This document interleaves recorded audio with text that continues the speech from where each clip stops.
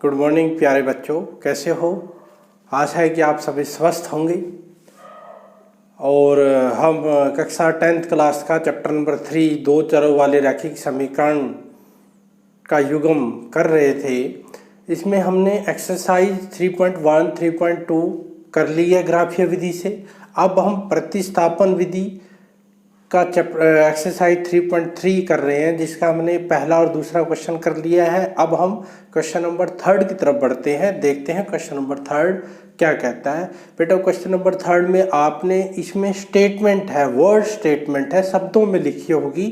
आपने क्या करना है, उनको ध्यान से पढ़ना है, जैसा वो कहते हैं वैसा वैसा करते जाना है। तो आपके वहाँ से समीकरण बनेंगे, उसको फिर हल करना है, प्रतिस्थापन विधि से हल करना तो आपको आ गया होगा। देखो क्वेश्चन नंबर 3 जो आपकी स्क्रीन पर है।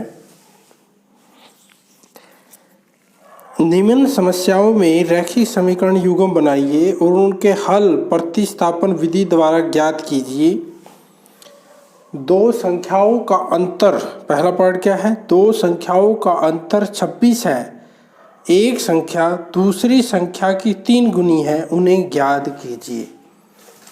क्या कह रहा है कि दो संख्याओं का अंतर, अब हमें संख्या नहीं पता, वो कह रहा है कि दो संख्याओं का अंतर 26 है और क्या कह रहा है, पहली संख्या, एक संख्या दूसरी संख्या की 3 गुनी है। एक संख्या दूसरी संख्या की, कोई भी हो सकती है, उसने ये कुछ नहीं बता रखा, एक संख्या दूसरी संख्या की 3 गुनी हो सकती है। देखो क्या करेंगे, तो 3 का फर्स्ट पार्ट, तो पहला क्या कर लेंगे, माना पहली संख्या x, दूसरी संख्या उसको हम क्या मान लेते हैं, y। अब अकॉर्डिंग टू क्वेश्चन में क्या कहता है, दोनों संख्याओं का अंतर कितना दे रखा है, 26 दे रखा है। अंतर का मतलब क्या होता है, डिफरेंस होता है, ठीक है, यहाँ लिख लेना, दोनों संख्याओं का अंतर का मतलब क्या है, डिफरेंस है। संख्याओं का अंतर कितना है, 26 दे रखा है, यानी कि x minus y is equal to क्या है, 26 है। एक यहाँ इसको समीकरण 1 मान लेते हैं। यहाँ आपको थोड़ा सा ध्यान रखना है कि जो ये x है ये y से बड़ा है, जो x है y से बड़ा, क्योंकि दोनों का अंतर मतलब x में से y को हमने घटाया, प्लस में आंसर आया है, इसका मतलब x क्या है, y से बड़ा है। तभी, क्योंकि जब हम दो को घटाते हैं इसका मतलब क्या है, या तो दोनों ये नेगेटिव होगा, ये नेगेटिव क्या हो जाएगा, पॉजिटिव, ऐसा भी हो सकता है, लेकिन आएगा तो x ही बड़ा किससे आएगा, y से, x ही बड़ा आएगा। ये क्यों कहा है। अब दूसरे में क्या कह रहा है, अगेन अकॉर्डिंग टू क्वेश्चन, उसमें क्या कह रहा है, एक संख्या दूसरी संख्या की 3 गुनी है। तो अब यहाँ पहली संख्या दूसरी संख्या की 3 गुनी है, एक संख्या दूसरी संख्या की क्या है, 3 गुनी है। तो ये x बराबर 3y, इसलिए मैंने x लिखा, यहाँ y नहीं लिखा, क्योंकि x बड़ी है। x किसके बराबर है, 3y, तो बड़ा कौन है, x है। x क्या है, y, 3y का 3 गुना है, तो इस वजह से लिखा है। यदि हमें यहाँ y माइनस एक्स लिखता तो यहाँ फिर लिखते y is equal to 3x लिखते, ठीक है, क्योंकि इसमें फिर y बड़ा हो जाता। तो ये ध्यान आपने ध्यान से करना है। तो यहाँ से x is equal to 3y, ये समीकरण 2 आ गया।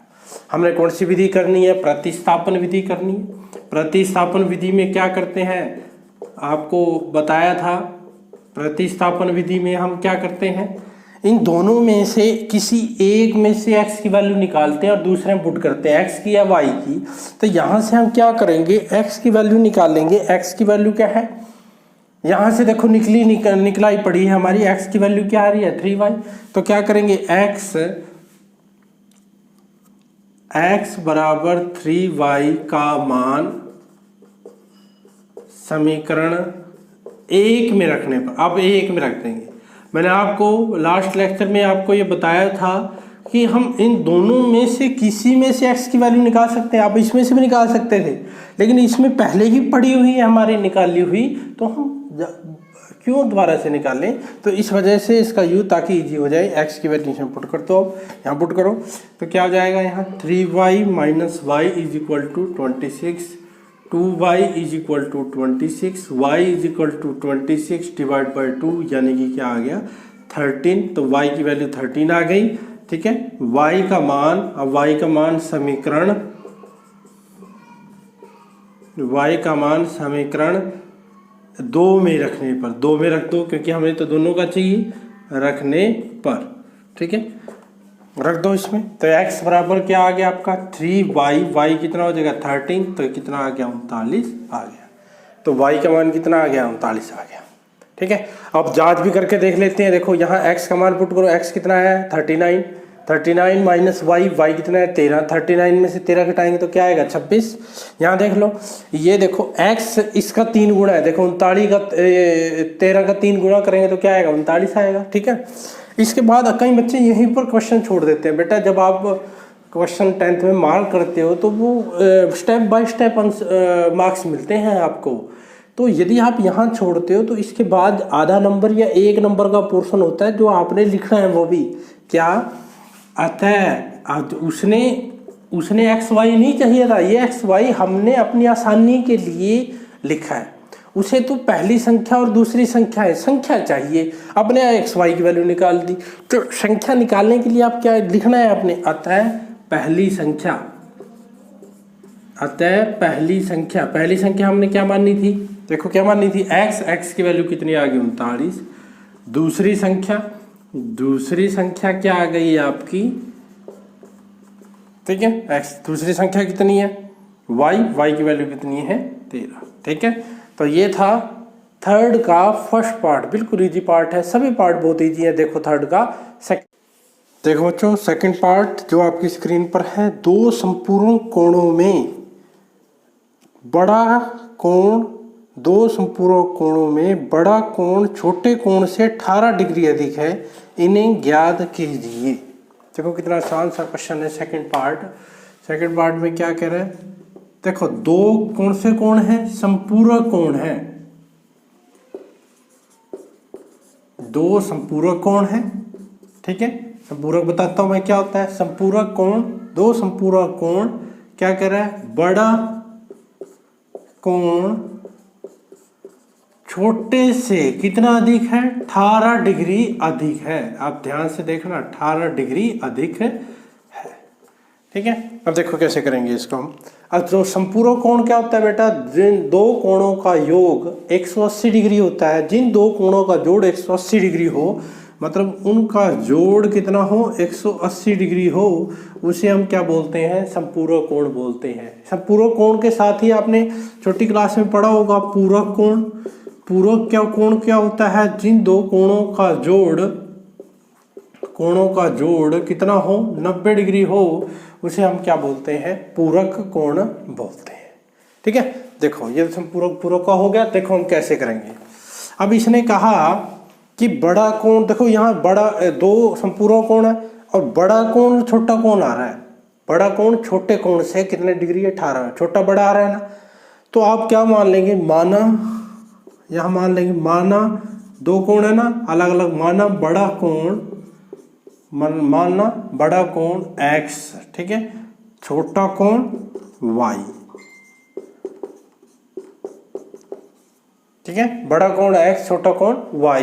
तो अकॉर्डिंग टू क्वेश्चन क्या कहता है, पहले क्योंकि दोनों कोण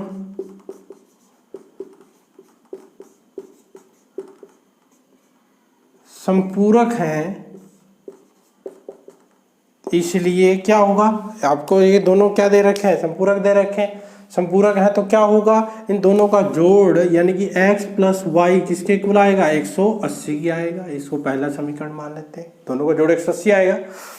अगेन अकॉर्डिंग टू क्वेश्चन, फिर से प्रश्न अनुसार, ठीक है, उसमें क्या है, बड़ा कोण। अब बड़ा कोण क्या मान रखा है हमने x, ठीक है। वो क्या कह रहे हैं कि छोटे कोण से, छोटा कोण ये है, छोटे कोण से कितना ज्यादा है 18 अधिक है।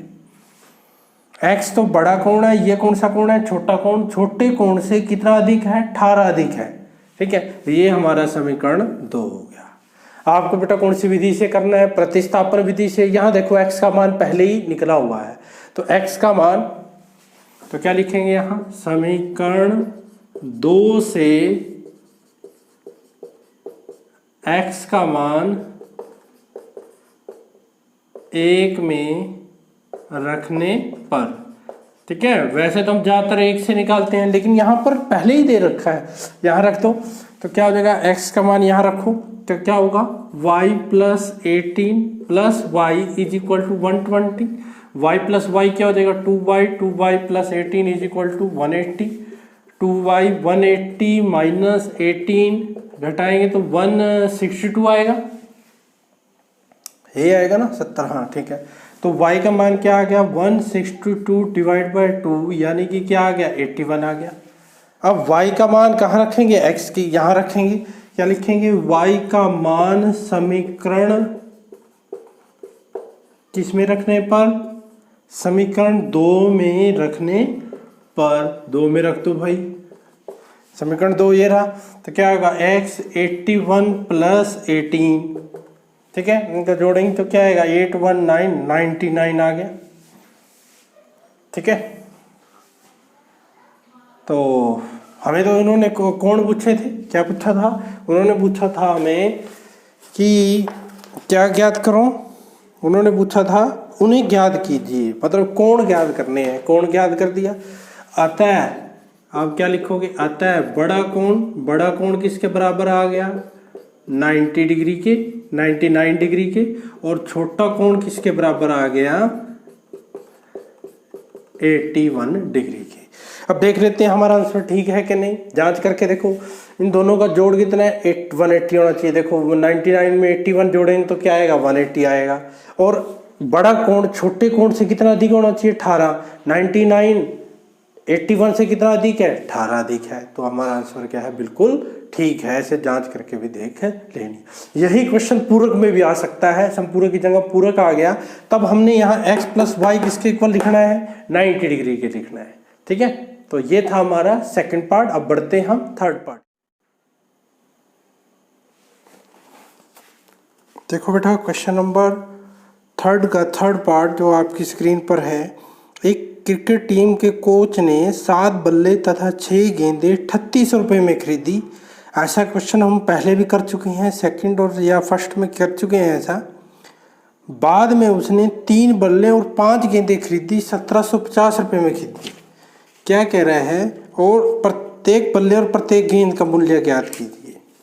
देखो थर्ड पार्ट में आपको ये कह रहा है 7 बल्ले यानी कि बैट, ठीक है, ये लिख लेता हूँ मैं, और 6 बॉल उसने कितने में खरीदी, 3800 रुपये में खरीदी। और ऐसे ही 3 बल्ले, ठीक है, ये बैट है, ठीक है, और 5 गेंदें, ठीक है, वो खरीदी 1750 रुपये में। प्रत्येक बल्ले और प्रत्येक गेंद का मूल्य ज्ञात कीजिए।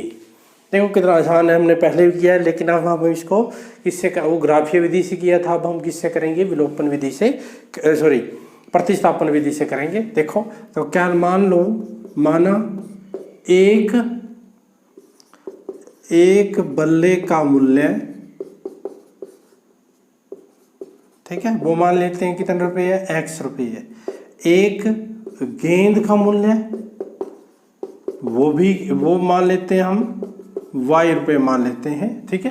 अब अकॉर्डिंग टू क्वेश्चन में क्या कहते हैं, देखो एक बल्ले का मूल्य x रुपये है, तो 7 बल्ले का मूल्य कितना होगा, 7x। एक गेंद का मूल्य y है, तो 6 बॉल का कितना होगा, 6y। इन दोनों का जोड़ जब जोड़ेंगे तो कितने के बराबर दे रखा है, 3800 के बराबर दे रखा है। ये आपका पहला समीकरण हो गया। अगेन अकॉर्डिंग टू क्वेश्चन, तो क्या कह रहा है, ये 3x प्लस के क्या हो जाएगा, 5y = क्या हो जाएगा, 1750 हो जाएगा। ये भी दूसरा समीकरण हो जाएगा। ये कैसे आया है, वही एक बैट का मूल्य x है, तो 3 बैट का कितना होगा, 3x। एक बाल का मूल्य y है, तो 5y, 3x + 5y दोनों का जोड़ किसके बराबर है, 1750 के। तो कौन सी विधि करनी है, विस्थापन विधि। तो एक से मान निकाल लेंगे, दूसरे में पुट कर देंगे। यहाँ देखो, यहाँ मैं यही ले लेता हूँ समीकरण 2 से, ठीक है, 2 में से किसकी मान निकालता हूँ।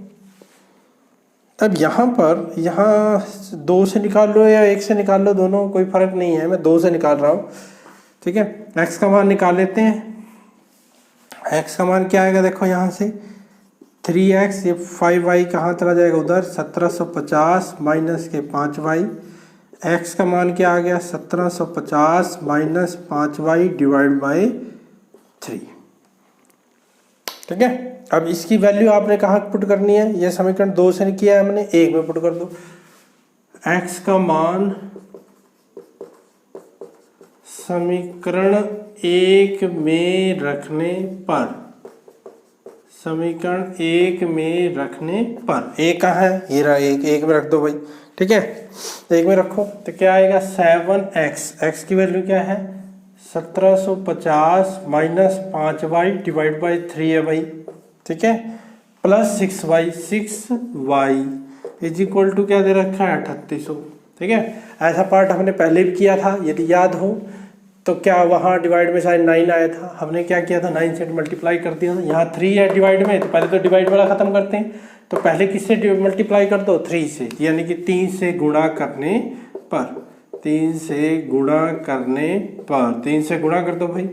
3 से जब गुणा करेंगे तो यहाँ कर देते हैं, चलो पहले 7 1750 माइनस 5y डिवाइड बाई 3, 3 से इसे गुणा करो तो क्या आ जाएगा 18y हो जाएगा। इससे करेंगे 3 0, 3 8 24, 3 3 9 और 2 11, 11400 हो जाएगा। ये 3 से 3 कट गया, 7 की मल्टीप्लाई करो, 7 की 0 से करेंगे 0, 7 5 35। ठीक है, 7 7 की 49 और 3 52, 7 एकम 7, 7 और 5 12, 12500 माइनस के 35y plus 18y is equal to 11400।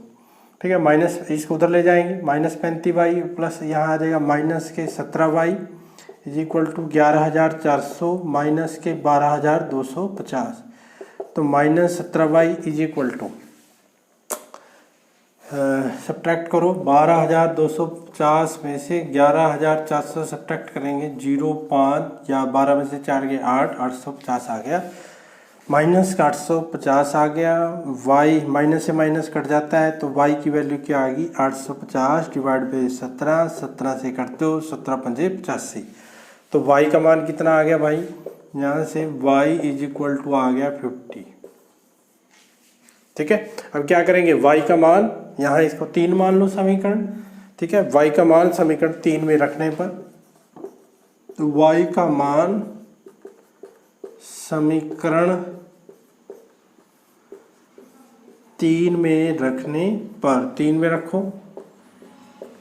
यहाँ क्या आ जाएगा x is equal to 1750 minus 5 गुणा 50 डिवाइड बाई 3। ठीक है, 5y का मान 50। ठीक है, तो 1750 माइनस क्या आएगा 250, 3 घटा दो, यह आएगा 1500। ठीक है, 3 ये क्या आ गया 500 आ गया, तो x का मान कितना आ गया आपका 500 आ गया। ठीक है, अब हमने क्या लिखना है, हमें तो एक वेक्टर का मूल्य चाहिए था, तो एक बल्ले का मूल्य क्या मान रखा है x, तो आप क्या लिखेंगे, अतः एक बल्ले का मूल्य, ये लिखना है आपने, ये चाहिए हमें, एक बल्ले का मूल्य x रुपये है, x कितना है 500 आ गया। ठीक है, एक बैट का मूल्य गेंद का मूल्य क्या था y, और y का मूल्य मान कितना है 50 रुपये, तो एक गेंद का मूल्य 500 है और एक गेंद का मूल्य 50 रुपये है और एक बल्ले का मूल्य कितने हैं 500 रुपये। यहाँ वैल्यू पुट करके देख लो भाई, वैल्यू भी पुट करके देख लेनी है प्यारे बच्चों। 7 की x से गुणा करो, x कितना है 500, तो 3500 आ जाएगा। 6 की किससे करेंगे, y की वैल्यू 50, 6 की 50 से करेंगे 300, 3500 और 300 क्या आएगा 3800। ठीक है, इसमें पुट करके देख लो। 3 की 500 से गुणा करेंगे 1500, 5 की 4 से गुणा करेंगे 250, 1500 250 1750। तो इसका मतलब हमारा आंसर क्या है, ठीक था। ये है थर्ड पार्ट। अब हम नेक्स्ट पार्ट देखो बेटा, क्वेश्चन नंबर 4 ध्यान से देखना है, बहुत ही आसान क्वेश्चन है, ध्यान से देखो। क्वेश्चन नंबर 4th पार्ट, एक नगर में टैक्सी के भाड़े में एक नियत भाड़े के अतिरिक्त चली गई दूरी पर भाड़ा सम्मिलित किया जाता है। 10 किलोमीटर दूरी के लिए भाड़ा 105 रुपये है तथा 15 किलोमीटर के लिए भाड़ा 155 रुपये है। नियत भाड़ा तथा प्रति किलोमीटर भाड़ा क्या है ये ज्ञात करना है। और एक व्यक्ति को 25 किलोमीटर यात्रा करने के लिए कितना भाड़ा देना होगा ये ज्ञात करना है।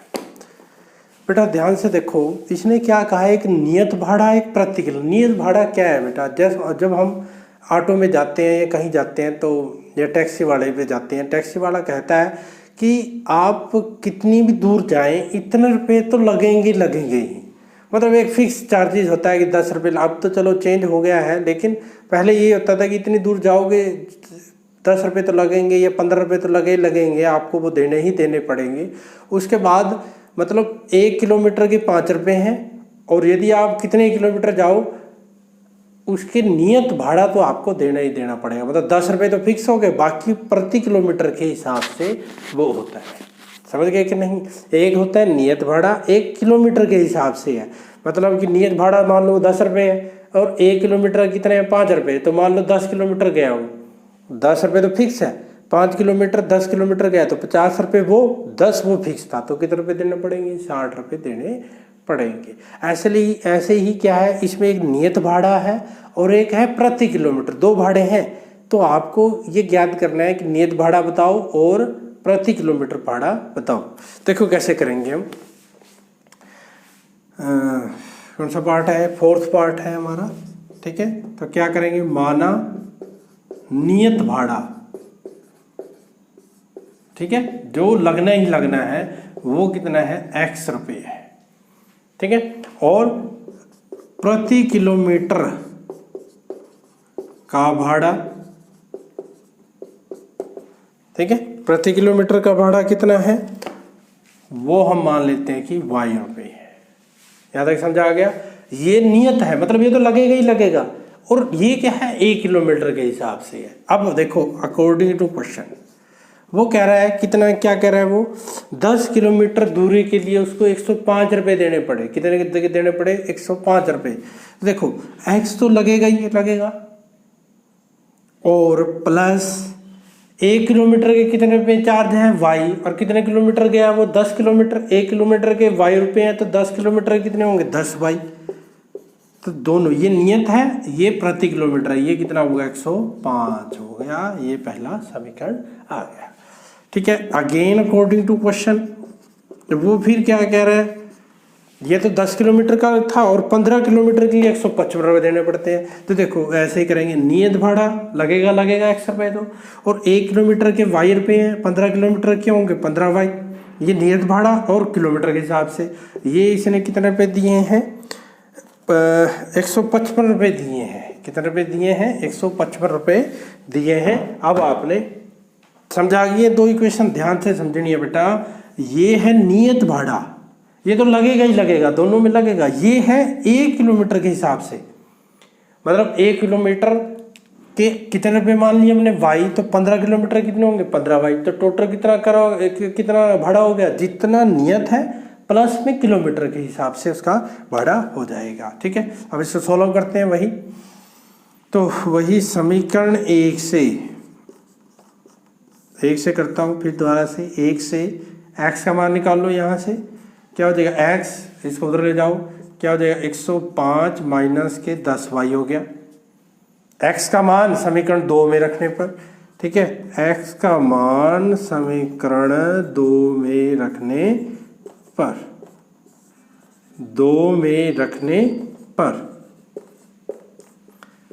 2 में रखो तो यहाँ ये 2 है, x का मान रख दो, क्या हो जाएगा 105 माइनस के 10y plus 15y is equal to क्या हो गया 155 हो गया।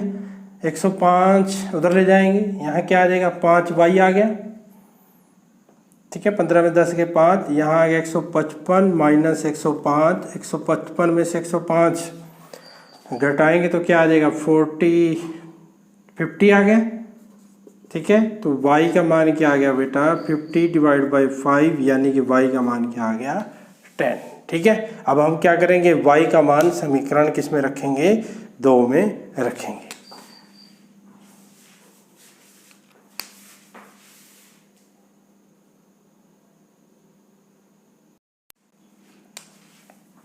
अब हम क्या करेंगे, इसको समीकरण क्या मान लेते हैं 3। तो y का मान समीकरण 3 में रखने पर, y का मान समीकरण 3 में रखने पर, 3 में रखो भाई, 3 में रखने पर 3 ये रहा, तो क्या आ जाएगा x इज इक्वल टू क्या आ गया 105 माइनस 10 मल्टीप्लाई y कितना है 10, तो x का मान क्या आ गया 105 माइनस के 100 यानी कितना आ गया 5 रुपये आ गया, तो x क्या आ गया 5 आ गया। अतः नियत भाड़ा कितना रुपये आ गया भाई, x 5 है, नियत भाड़ा 5 रुपये आ गया, x मान रखा था, नियत भाड़ा कितना आ गया 5 रुपये, और प्रति किलोमीटर भाड़ा, टैक्सी का जो प्रति किलोमीटर भाड़ा है वो कितना आएगा आपका y रुपये, y कितना है आपका 10, तो वो कितना आ गया आपका 10 रुपये आ गया। बिल्कुल सिंपल, पहले ये समीकरण फिर प्रतिस्थापन विधि से उसको हल करती है, x y आ गया। अब उसने कहा कितने किलोमीटर के लिए कहा है, 25 किलोमीटर के लिए कितना देना पड़ेगा उसको। देखो 25 किलोमीटर के लिए भाड़ा के लिए टैक्सी का भाड़ा, जो टैक्सी है उसका भाड़ा कितना होगा 25 किलोमीटर है। देखो x तो लगेगा ही लगेगा, जैसे हमने कहा x तो लगेगा ही लगेगा, वो तो नियत है, पक्का ही लगेगा, वो तो फिक्स है। और 25y, 1 किलोमीटर का कितना रुपये है y है, तो 25 किलोमीटर कितना होगा 25y। अब देखो यहाँ x का मान रख दो, x का मान कितना आया है हमारा 5 रुपये प्लस 25, y का मान कितना है 10, तो क्या आ गया 5 प्लस 250 करेंगे तो क्या आ जाएगा 255। तो 25 किलोमीटर के लिए टैक्सी का भाड़ा कितना देना पड़ेगा उसको, 255 रुपये उसको देना पड़ेगा। ठीक है, ये था हमारा क्वेश्चन नंबर 4 पार्ट। अब करते हैं हम नेक्स्ट पार्ट। प्यारे बच्चों देखो नेक्स्ट 5th पार्ट, यदि किसी भिन्न के अंश और हर दोनों में 2 जोड़ दिया जाए तो वह 9/11 हो जाती है, और यदि अंश और हर दोनों में 3 जोड़ दिया जाए तो वह 5/6 हो जाती है। वह भिन्न ज्ञात कीजिए। आपने भिन्न ज्ञात करनी है। ठीक है बेटा, भिन्न क्या होती है, देखो भिन्न आपको, ये आपका 5th पार्ट है, ठीक है 5th है ना, हाँ 5th पार्ट है। तो क्या करेंगे, माना पहले भिन्न बता दूं, भिन्न क्या होती है आपकी, भिन्न होती है जिसमें अंश होता है और हर होता है, उसे हम क्या बोलते हैं भिन्न बोलते हैं। या अंश और हर हो उसे क्या बोलते हैं भिन्न बोलते हैं। तो मान लेते हैं, माना भिन्न x/y, ठीक है, हमने भिन्न क्या मान ली x/y मान ली। अंश क्या है x है, हर क्या है y, x y का मान ज्ञात करना है। अब अकॉर्डिंग टू क्वेश्चन में जो कहता है वो करते जाओ। देखो इसने क्या कहा है क्वेश्चन में, यदि भिन्न के अंश और हर, अंश में भी और हर में भी, यानी कि अंश x में भी और हर में भी 2 जोड़ दिया जाए तो जो भिन्न है वो क्या हो जाएगी आपकी 9/11 हो जाती है। ध्यान से देखना, आगे भी आएगा ये क्वेश्चन। अंश में और हर दोनों में कितना जोड़ दिया, तो हमारी ये भिन्न थी जो, ये क्या बन जाएगी 9/11 बन जाएगी। अब इसको देखो कैसे करेंगे, क्रॉस मल्टीप्लाई करेंगे, इसके इससे करो 11x प्लस के 22, इसके इससे करो 9y प्लस के 18, ऐसे करते हैं, दोनों से करनी है। कई बार हम गलती से एक को कर देते हैं, एक छोड़ देते हैं। अब इसको इधर ले आओ, इसको उधर ले जाओ, यानी कि 11x माइनस के 9y, 18 माइनस के 22, 18 में से 22 गए माइनस के 4, तो ये आ गया 11x minus 9y is equal to -4। ये हमारा पहला समीकरण आ गया। ठीक है, अब देखो दूसरे, अगेन अकॉर्डिंग टू क्वेश्चन क्या कह रहा है, यदि अंश और हर दोनों में 3 जोड़ दिया जाए। अब क्या कह रहा है, ठीक है, again according to question, again according to question क्या कह रहे हैं, अंश और हर में 3 जोड़ दिया जाए, दोनों में 3 जोड़ना है, ऊपर भी 3 जोड़ दिया नीचे भी 3 जोड़ दिया जाए तो वह क्या हो जाती है 5/6 हो जाती है। तो भिन्न ज्ञात कीजिए। देखो कैसे करेंगे, जल्दी से इसे क्रॉस मल्टीप्लाई करेंगे, ठीक है। देखो क्रॉस मल्टीप्लाई करो, पहले 5 की मल्टीप्लाई से करेंगे, करो मल्टीप्लाई 5 की, सॉरी पहले 6 की कर दो। चलो 6x प्लस के 18 is equal to 5y plus के 15। तो ये क्या आएगा 6x माइनस 5y, 15 माइनस 18 यानी क्या आएगा 18 है माइनस 3 आ गया।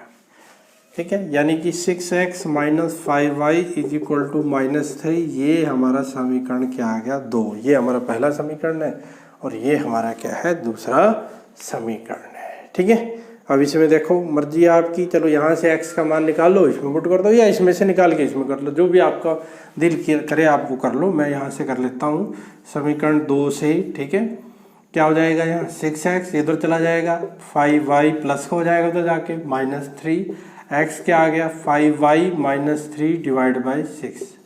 x का मान समीकरण 1 में रखने पर, x का मान समीकरण 1 में रखने पर, 2 में से निकाल ली थी वैल्यू, अब 1 में रख दो। ठीक है, 1 ये रहा, 1 में रखो 11।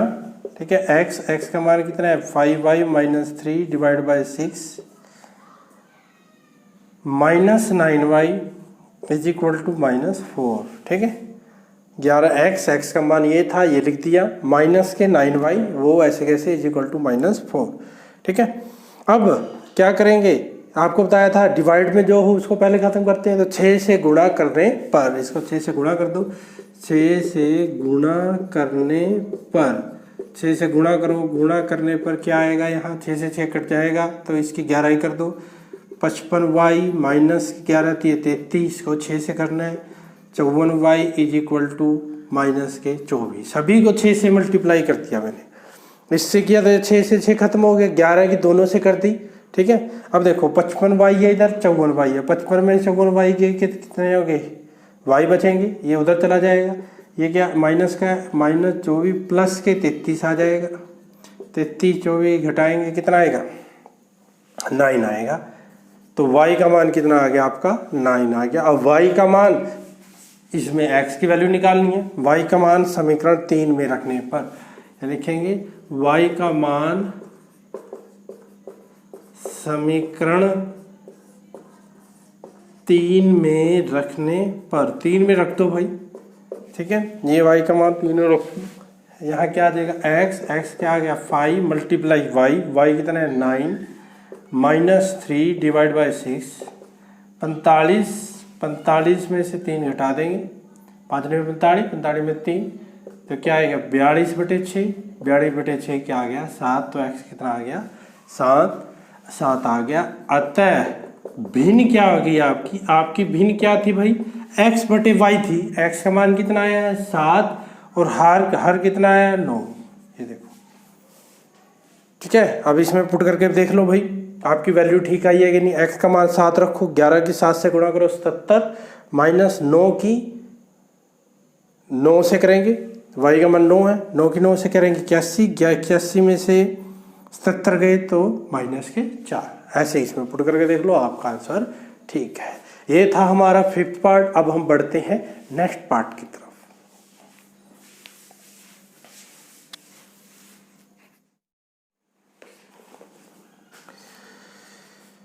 प्यारे बच्चों देखो, इसका लास्ट पार्ट है 6th पार्ट।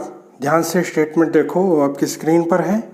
5 वर्ष बाद जैकब की आयु उसके पुत्र की आयु से 3 गुनी हो जाएगी। 5 वर्ष पहले, पूर्व का मतलब पहले, जैकब की आयु उसके पुत्र की आयु की 7 गुनी थी। उनकी वर्तमान आयु क्या है?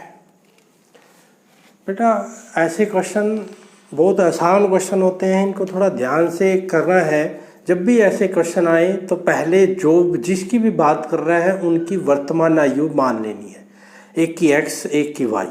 ठीक है, फिर जब वो कह रहा है कि 3 वर्ष बाद तो प्लस कर देनी है उनकी। मान लो आज उसकी 10 साल है तो 3 साल पहले कितनी थी उसकी, तो 7 साल, 10 में 7 घटाएंगे। ऐसे ही एक क्वेश्चन है कि जब मैं 5 साल का था मेरे पिता की आयु या मेरी सिस्टर की आयु मेरे से दुगनी थी, ठीक है। एक ये मान लेते हैं कि मैं 5 साल का था, आपके लिए क्वेश्चन है, घर से देखना है। मैं 5 साल का हूँ, मेरी सिस्टर कितने साल की है? 10 साल की है। जब मैं 5 साल का था, मेरे सिस्टर मेरे से दुगनी उम्र की है, ठीक है, दुगनी उम्र की है। जब मैं 10 साल का हो जाऊंगा, मेरी सिस्टर कितने साल की होगी? ये आपसे क्वेश्चन है। ये कमेंट में जरूर आपने मेरे को लिख के भेजना है जरूर ये क्वेश्चन, कि देखता हूँ मैं कितने बच्चों का ठीक होगा, और मैं देखूंगा कि कितने कौन कौन वीडियो देख भी रहा है कि नहीं। मैंने क्या पूछा कि मेरी उम्र जब 5 साल थी, मेरी उम्र 5 साल थी, तो मेरी सिस्टर की आयु दुगनी थी, ठीक है। जब मेरी आयु 10 साल हो गई, तो मेरी सिस्टर की आयु कितनी होगी? समझ गए? यानी कि समझ गए कि नहीं? तो ये आपका क्वेश्चन है, ये आपने बताना है। अब ये में करते हैं, इसने क्या कहा? जैकब की मान लेते हैं, माना जैकब की आयु 6 पार्ट, माना जैकब की आयु, वर्तमान आयु मान लेते हैं, माना जैकब की वर्तमान आयु कितनी है? x वर्ष है। हमने क्या मान ली कि जैकब की आयु कितने साल है? x वर्ष है। और जैकब के पुत्र की आयु वो हम क्या मान लेते हैं? y मान लेते हैं। माना जैकब के पुत्र की आयु, जैकब के पुत्र की वर्तमान आयु वो क्या मान लेते हैं? हम y वर्ष मान लेते हैं, ठीक है। अब जो कहता है वो कर दो, अकॉर्डिंग टू क्वेश्चन बाद में करेंगे। पहले क्या कह रहे हैं वो देखो, उसने कहा 5 वर्ष बाद। अब देखो क्या लिखेंगे यहाँ? 5 वर्ष बाद लिखेंगे। 5 वर्ष बाद जैकब की आयु,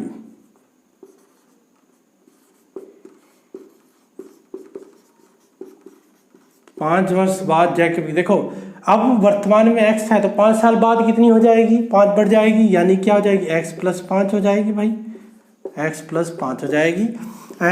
ऐसे ही 5 वर्ष बाद जैकब के पुत्र की आयु क्या होगी? तो वो क्या हो जाएगी? y + 5 हो जाएगी, ठीक है। उसमें 5 साल आपने क्या कर दिया? जोड़ दिया, y + 5 हो जाएगी। अब 5 वर्ष बाद, अब प्रश्न अनुसार करते हैं। वो क्या कह रहा था कि 5 साल बाद जैकब की आयु उसके पुत्र की आयु से, ये देखो अकॉर्डिंग टू क्वेश्चन, जैकब की आयु कितनी है 5 साल बाद? x + 5, उसके पुत्र की कितनी है? y + 5। अब ये कह रहा है कि जैकब की आयु, ठीक है, जैकब की आयु उसकी पुत्र की आयु से कितने गुणी हो जाएगी? 3 गुणी, यानी कि 3 से गुणा कर दो। ये ध्यान से देखना, पहले दोनों की लिख ली। अब जिसकी गुणी का है, किसकी गुणी का है? पुत्र की, तो पुत्र की गुणी गुणा कर दी। गुणी का मतलब गुणा कर देनी। सोल्व कर लो, x + 5, यहाँ क्या आएगा? 3y + 15, इसको इधर ले आओ, x, ये x का मान हमने निकालना ही है, निकालना है कि नहीं x का मान? तो इसको इधर ही रखो, इसको उधर ले जाओ, यानी क्या हो जाएगा? 3y + के 15 - 5, 15, तो ये क्या आ गया? 3y + 10 आ गया। तो x का मान कितना आ गया? 3y + 10 आ गया, ठीक है। इसको समीकरण 1 मान लेते हैं। अब फिर क्या कह रहे हैं वो देखो ध्यान से, फिर क्या कह रहे हैं? 5 वर्ष पूर्व, तो यहाँ क्या लिखेंगे? अभी यहाँ 5 वर्ष पूर्व, पूर्व मतलब पहले, पूर्व जैकब की आयु, भाई आज उसकी x है, मान लो 10 है, तो 5 साल पहले छोटी हो जाएगी ना, तो क्या कम माइनस करेंगे तो x - 5 वर्ष हो जाएगी। 5 वर्ष पूर्व उसके पुत्र की आयु, जैकब के पुत्र की आयु, ठीक है। 5 वर्ष जैकब के पुत्र की आयु क्या हो जाएगी? y - 5 हो जाएगी। अब प्रश्नानुसार अकॉर्डिंग टू क्वेश्चन, प्रश्नानुसार क्या कहता है कि उसके पुत्र की आयु 7 गुणी, ये x - 5 किसकी है? जैकब की, ये उसके पुत्र की है, पुत्र की क्या हो जाएगी? 7 गुणी हो जाएगी। क्या कहा है? 5 वर्ष पूर्व उस जैकब की आयु उसके पुत्र की आयु की 7 गुणी हो जाएगी, ठीक है। तो देखो ध्यान से,